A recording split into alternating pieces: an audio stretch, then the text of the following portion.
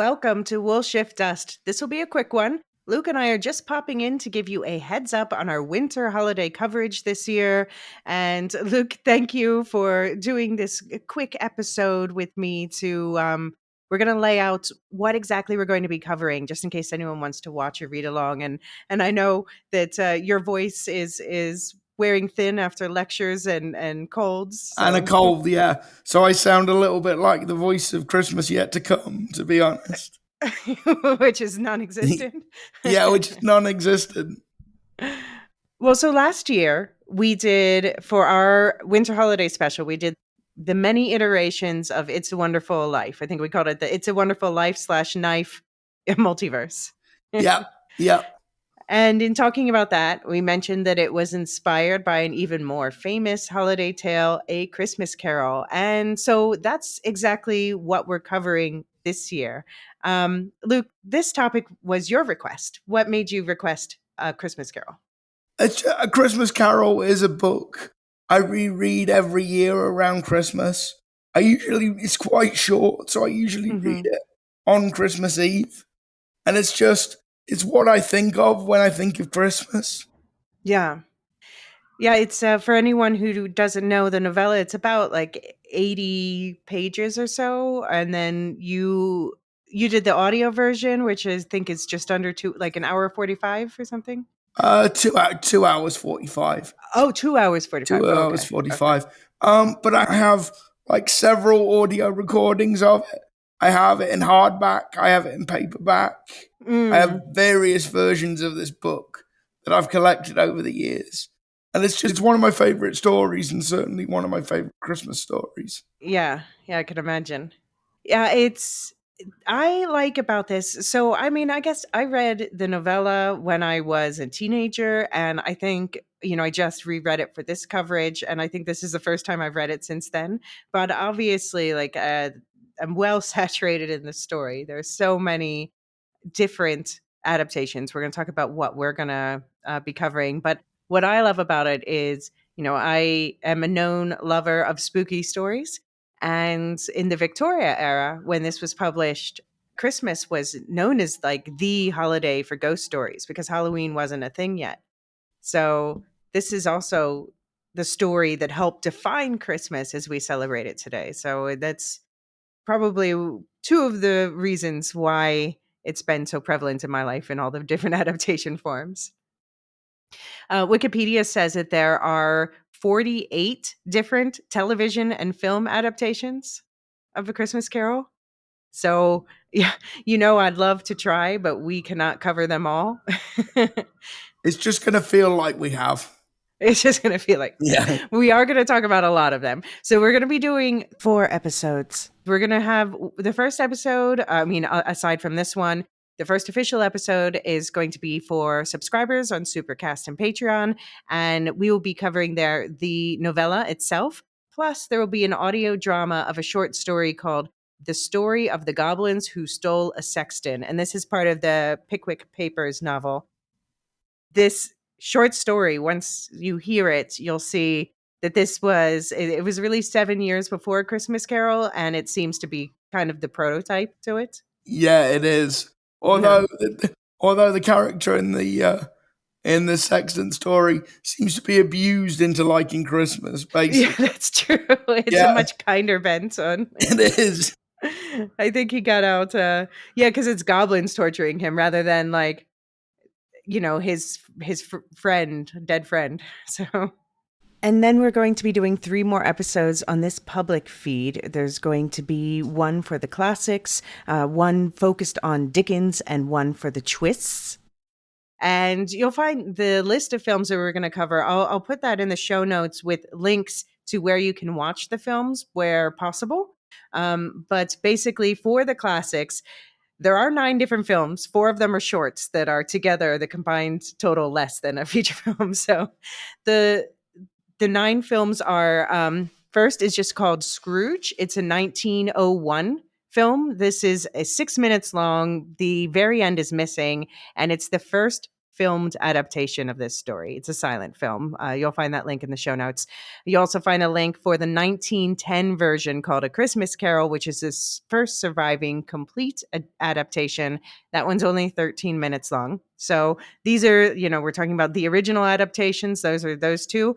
And we're also going to talk about three of the most classic adaptations.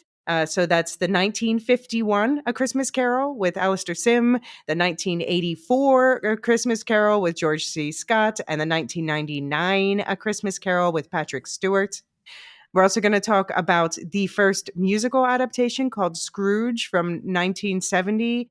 That's with Albert Finney, I think. Yeah, it is. Yeah. It is. And then we're going to end on three animated tales. Two of them are shorts. There's A Christmas Carol, the 1971 animated version. This one's actually an Oscar winner. It's only 25 minutes long. There's a link to that in the show notes.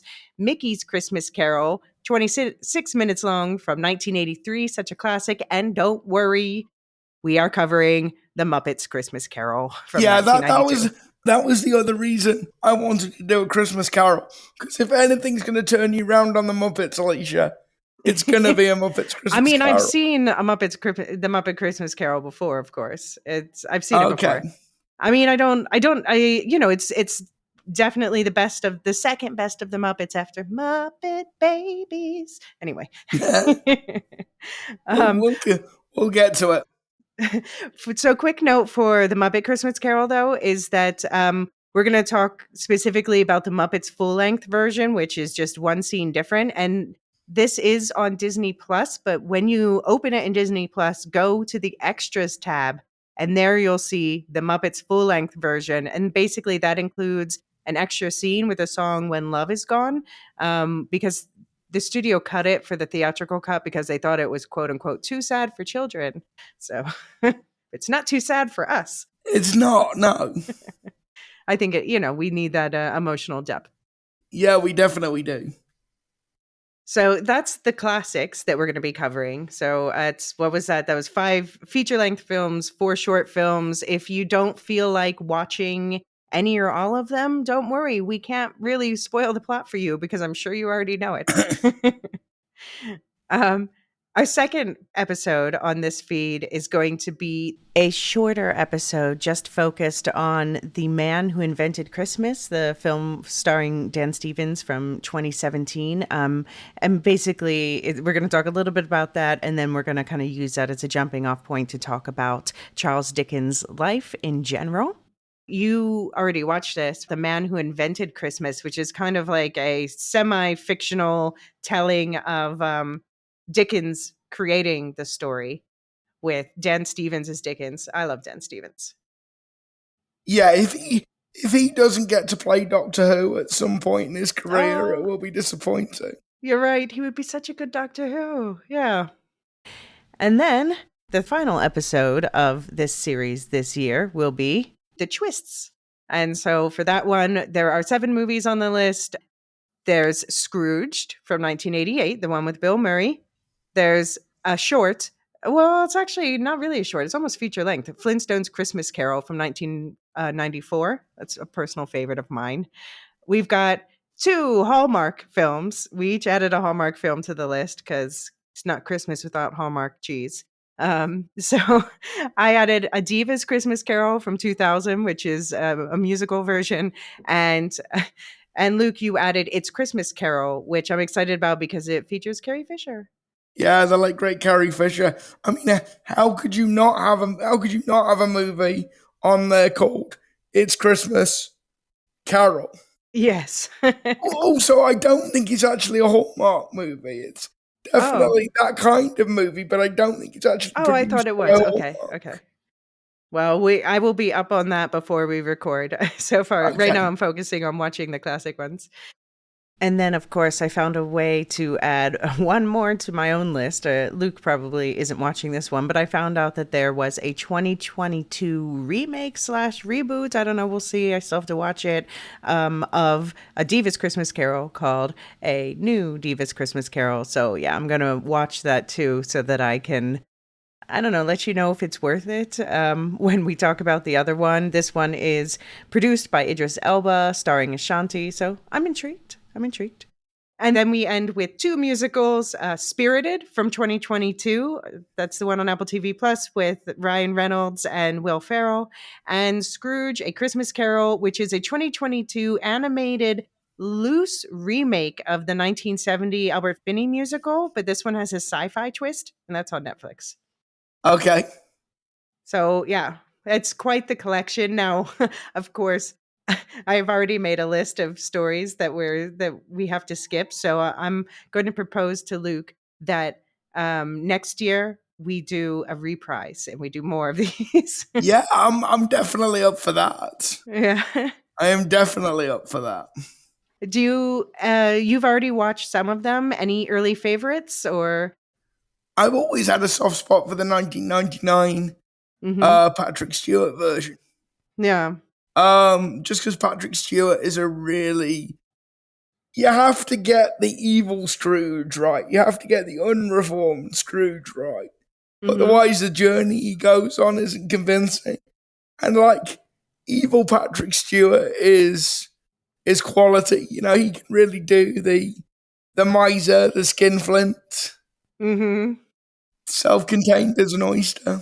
Yeah, and he can obviously be warm and likable too. Yeah. Yeah, he can. What other ones are you looking forward to watching? I haven't seen the Alistair Sim one in a very long time. So Mhm. I'm looking forward to getting reacquainted with that. Yeah. I'm looking forward to It's Christmas Carol just because Mhm. I love the title. Yeah. Like, yeah, it's already won me over because it's just a great title. Um, I'm quite looking forward to watching Spirited, the Ryan Reynolds, Will Ferrell Mm. one as well because I never got around to watching that last year when it came out. Yeah. So the 1951 is my early favorites. Like I watched it when I was a kid, but I didn't like I think a lot of things I thought were the 84 one were actually in the 51 one.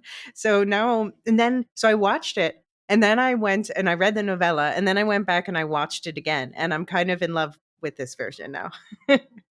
Okay, Um, but yeah, I am especially looking forward to like some like the comfort classics. Like for me, that's the Mickey's and Flintstone ones. I've seen Spirited. I really like it. Looking forward to rewatching. I'm basically looking forward to like all of the twists. I've only seen Spirited and the Flintstones Christmas Carol, so all the other ones are new to me, and I'm excited about it. really, you've never seen Scrooged? Nope.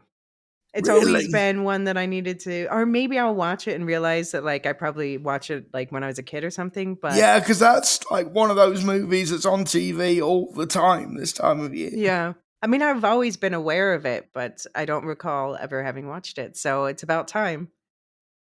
And we'll get to it when we do the podcast. But it's also one of those films with a really interesting production history. Mhm. And that everybody on that film seemed to hate everybody else Oh, involved with no. that film by the end. Oh gosh. Uh-oh. Yeah.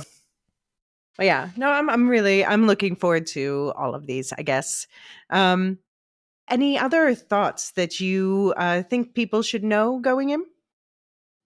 Just that like Christmas is my favourite holiday by like a factor too big to mention. I'm not really big into Halloween. That's my favorite. Yeah, we don't do Thanksgiving. I'm British. Easter's all right, but like Christmas is my holiday. I love the food. I love the lore. I also love the fact that, and I'm aware that I'm very lucky in this regard because the university shuts down for like 10 days. So not only am I not at work, but nobody I'm working with is at work either. So I can Mm. just disconnect my email for like a full week and a half, Mhm. confident that nobody needs me for anything. Yeah. And like I'm aware that that's a very fortunate position to be in. But every year I'm eternally grateful for it. Yeah. Yeah, no, Halloween's my favorite holiday, but Christmas has always been Christmas is basically my mom's favorite holiday, and it's always been it's tied up with a lot of special memories. It's always been we've had a lot of evolving traditions around the holiday over the years, and it's the one time of year where one Christmas aside, because my cat was going to die, um, I've always celebrated it with my family. So yeah, Okay, special holiday.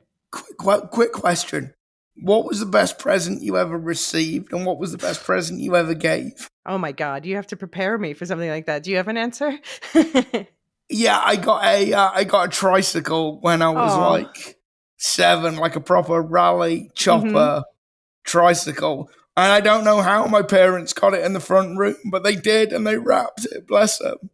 Yeah. It must have taken out like rolls and rolls of wrapping paper, but they wrapped it, and it was fantastic. Best present I ever gave. Uh, Whereas I think, in terms of like what somebody appreciated it, was just going to church every year while my granddad was alive. Yeah. Because I'm not really a believer. I'm not really a practicing Christian, but I always made the effort to go to chapel while he was alive, and I think that meant a lot to him. Yeah, I can imagine. I can imagine. Yeah.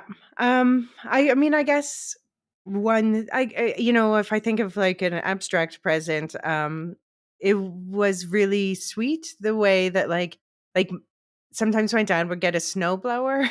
He would like borrow a snowblower so that he could put snow in the front yard and then put like sleigh and reindeer tracks and like chewed up carrots and stuff.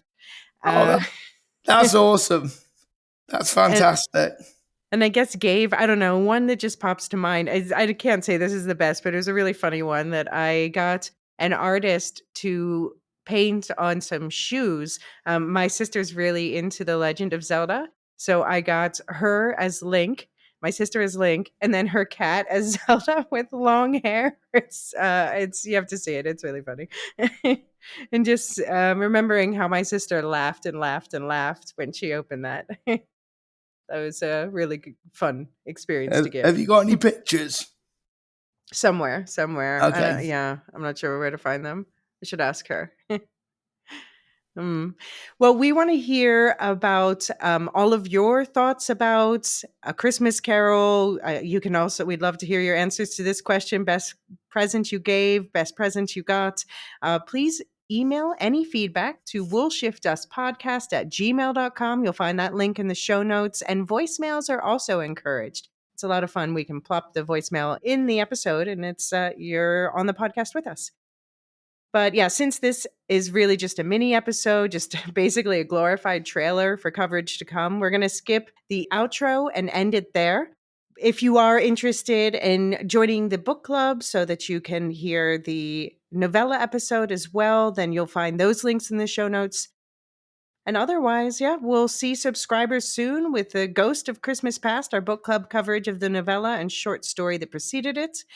And public listeners, watch out for more ghostly episodes to pull back the bed curtains of your podcasting app soon.